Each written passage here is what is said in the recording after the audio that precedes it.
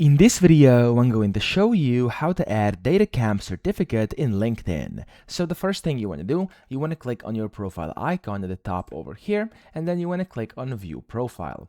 Now, once you're on your profile, you want to click on Add Profile section over here, and then you can go ahead and scroll down a bit until you see it says Recommended, and you want to click on the Recommended and click on Add Licenses and Certifications. So whenever you click on this, you'll be able to see you can go ahead and put in the name of your basically certificate, but the first thing you have to do, you have to basically specify the issuing organization. So click in here and just type in DataCamp. It's going to pop up. Click on it over here, then put in the name of your certificate, put in the issue date, the expiration date, the credential ID, and the credential URL, which you will both get inside DataCamp whenever you actually do receive your certificate. So after you do this, just click on Save, and it's going to basically get added to your LinkedIn profile. So that's pretty much it. I hope this video helped you out. If it did, please subscribe to the channel and help me out as well.